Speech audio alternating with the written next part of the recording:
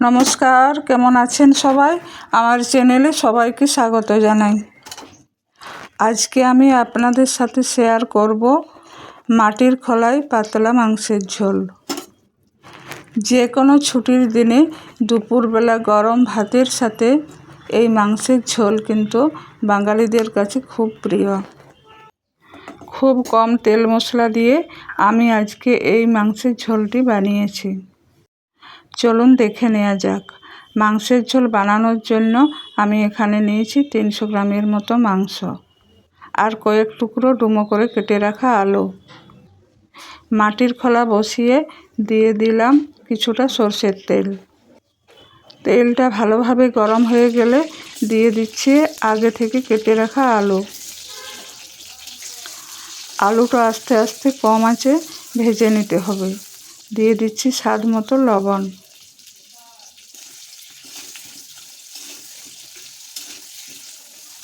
একটু নেড়ে চেড়ে কিছুক্ষণের জন্য ঢাকা দিয়ে আস্তে আস্তে ভেজে নেব। এই দেখুন, আমার লাল লাল করে আলুটা ভাজা হয়ে গেছে, সেদ্ধও হয়ে গেছে 80% মতো। এখন আলুটা তুলে নিচ্ছি। আবার কিছুটা তেল দিয়ে দিচ্ছি গোটা গরম মশলা, শুকনো লঙ্কা আর তেজপাতা।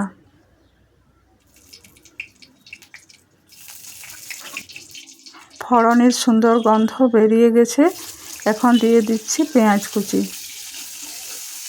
পেঁয়াজটা একটু লাল লাল করে ভেজে নিতে হবে, তবে পুড়ে যেন না যায়।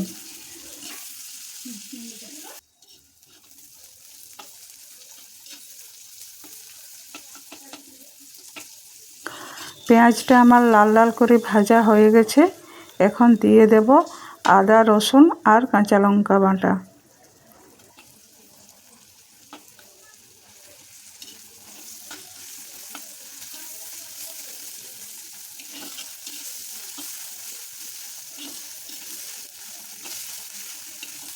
আদা রসুনের কাঁচা গন্ধ চলে যাওয়ার পর দিয়ে দেব একটা ছোট্ট টমেটো কুচি, আর সাথে দিয়ে দিলাম হলুদ গুঁড়ো আর কাশ্মীরি মরিচ কালারের জন্য। ব্যাস, এই রান্নাতে আর কোনো মশলা দিচ্ছি না। এখন দিয়ে দিচ্ছি আগে থেকে নুন হলুদ মাখিয়ে রাখা মাংসটা নুন হলুদ মাখিয়ে আধা ঘন্টার মতো আমি রেখে দিয়েছিলাম। এখন আস্তে আস্তে মাংসটাকে কষিয়ে নিতে হবে। যত ভালো করে কষাবেন এর স্বাদ কিন্তু তত ভালো হবে। কিছুক্ষণের জন্য ঢাকা দিয়ে আমি রান্না করে নিলাম।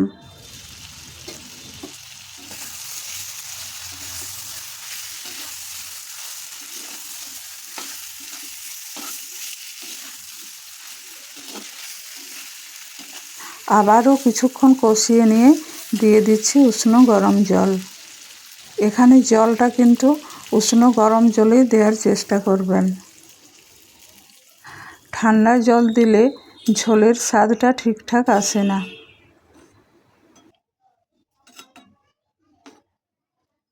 এখন দিয়ে দিচ্ছি আগে থেকে ভেজে রাখা আলুটা।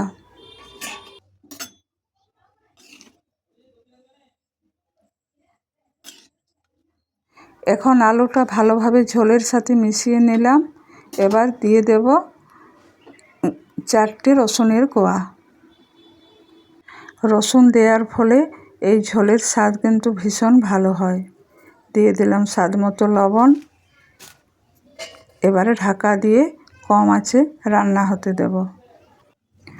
দেখুন কি সুন্দর মাংসের ঝোলের কালারটা এসেছে। আমার আলুটাও ভালোভাবে সেদ্ধ হয়ে গেছে আর মাংসটাও। এই দেখুন।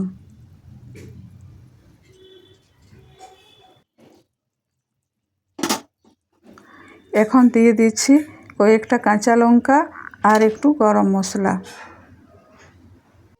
এই কাঁচা লঙ্কাটা নামানোর আগে দিলে ঝোলের গন্ধটা খুব সুন্দর হয়।